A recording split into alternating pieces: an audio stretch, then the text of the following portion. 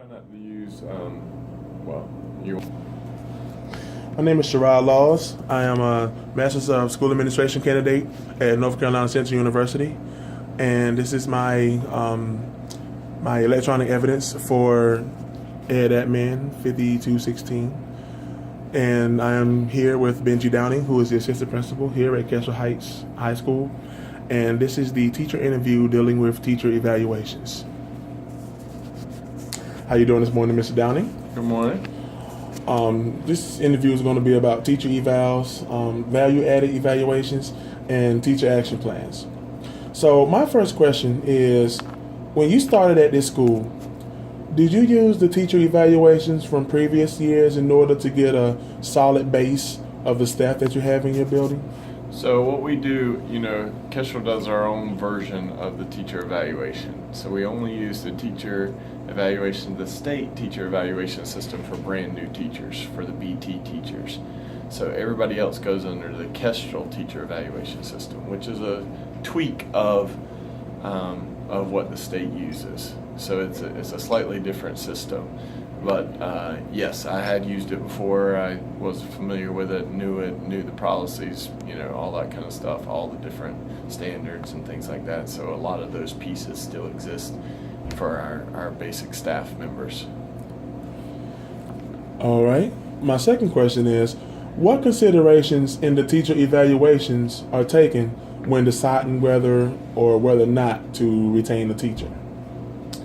I think it's more of, I think the evaluation is just the formal tool used, the formal evaluation tool used. There's a lot of pieces that take place in a teacher evaluation. There's a lot of, that's the formal piece. There's a lot of informal pieces that evaluate teachers. There's a lot of things that happen with us being a small school. We know teachers, we know our students, we know staff members. You get to know each other, and then the formal instrument is the actual evaluation system. All right. And my third question is, what kind of schedule do you have to ensure that all of your teacher evaluations get done on time?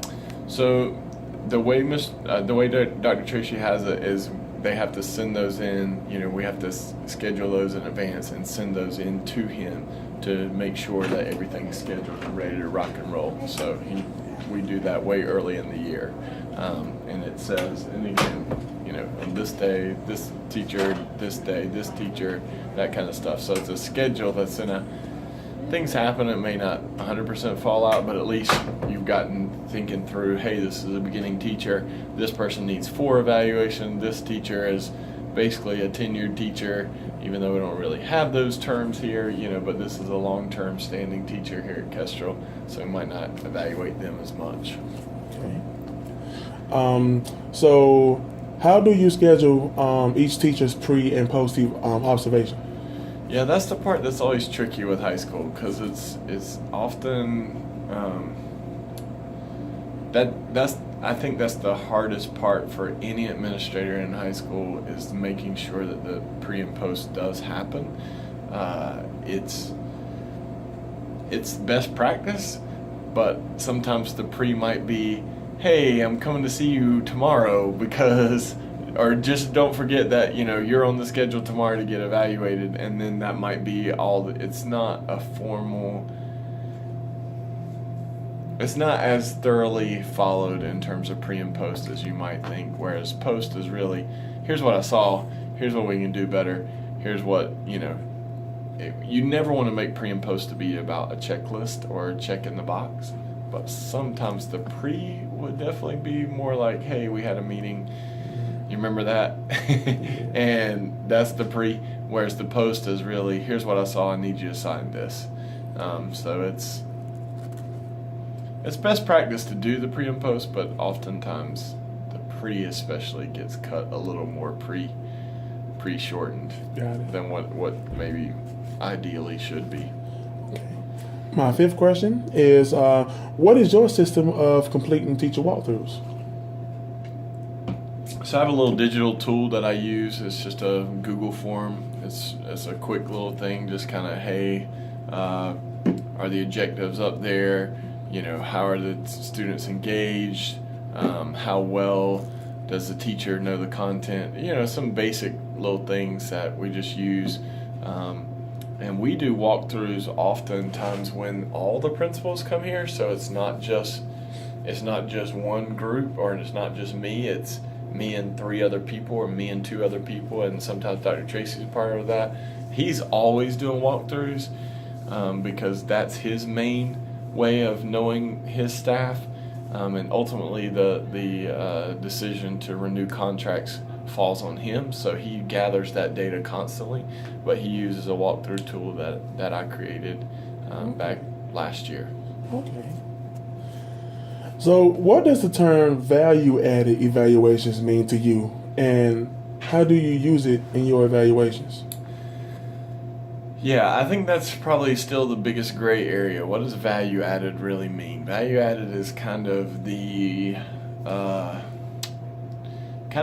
catch-all for somebody that might be missing some pieces, but their value added contribution to the staff is great. You know, so they might forget objectives, or they might not have the best let's say discipline policy, or whatever it is, or might not always enforce tardies, but they have that value added piece. They have that piece of I think value added really was given to the evaluation system to be that catch-all, that extra thing that doesn't necessarily show up on a formal observation, but it's this other stuff that other people do. So maybe they caught them off guard that day, and but all the stuff they do around the school, pretty much says don't judge them by this evaluation because they have so much other value. Exactly. Okay, got that. So my 7th question is, when is it necessary to put a teacher on an action plan? Yeah, that's a tough one, right? Because every teacher out there, we feel like, is a professional. Dr. Tracy uses the terms can'ts versus won'ts. There's those that can't because they've never learned the standards, or don't know a lesson plan, or don't know what a PDEA lesson plan looks like, or a unit plan, or whatever. So that's the can'ts, that they just haven't been taught and they can't do it yet. Once you've been taught what it is, and then you just decide, I ain't going to do that, that's the won'ts. And in his mind, that's when he wants an action plan, is when you've determined that a staff member just says, I ain't going to do that because that's too much work, or I don't want to do that because I don't like it, you know, and that's when, in his mind, that's when he wants an action plan put in place. And we use the term action plan in the same way. It's more of a, what do we call it? An action. We don't call it an action plan because if you do an action plan, every time you have to fill out, that teacher, every time they have to apply, they have to say that they've been on an action plan, and more than likely they won't get a job. So we try to do an improvement plan is what we call it. So here's an improvement plan. Here's where we see you, for whatever reason, aren't doing these things. You've been told it, you've been trained on it, you've been given many warnings on it, you've been talked about it, we've had face-to-face conversations on it, we've had meetings about it. Now, look, we're documenting this. This is your improvement plan. If you don't do this, you won't be renewed next year. Okay. So that's slightly different than an action plan, but it works in the same fashion. Okay. In reference to action plans, what are Kestrel's ramifications for teachers who are on action plans? So that's again, we use the word improvement plan, but same idea. And the big thing about charter school that's both plus and a minus is there is no tenured here. You sign a 1-year contract. So at the end of the year, if you ain't cutting the mustard, we've got it documented, you didn't do your improvement, sorry. It's, you got to try and find another place to go. We'll be happy to work with you, pull some strings, but this just might not be the best fit for you. So it's more about, again, and hopefully at that point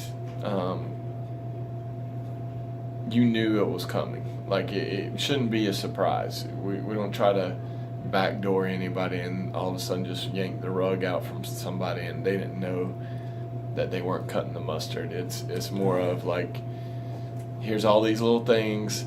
You were given all these different deadlines. You were given all these different reminders, and you're still not getting it done. All right, here's the improvement plan. And I need you to make these deadlines. I need you to do X, Y, Z. And here we are. It's June 15th, and you didn't do this, so therefore, you don't have a contract to sign for next year. All right. So that's sort of the way it rolls. All right. And my last question for today is, of course, you probably already mentioned it before, but can a teacher get off of an improvement plan? Well, that's the idea, right? So an improvement plan is there for you to improve.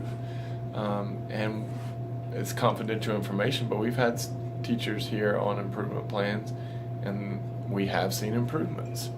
So I think the improvement plan / action plan is formal enough and serious enough that people go, oh wait, I might actually not be here next year if I don't do X, Y, and Z. All right, I'm going to do that, and you see the improvement. And then we've had other teachers that, again, in my short time here, where they were given an improvement plan, they didn't improve, and they're not on salary. They don't have a contract. They're not here anymore. They've moved on and made other decisions with their life. So, yeah. Well, I thank you so much for your time, Mr. Downer. Yeah. And once again, I'm Sherrod Loss, Master's School Administration candidate at North Carolina Central University, and this was the assistant principal interview in terms of teacher evaluations for EDAM 5216.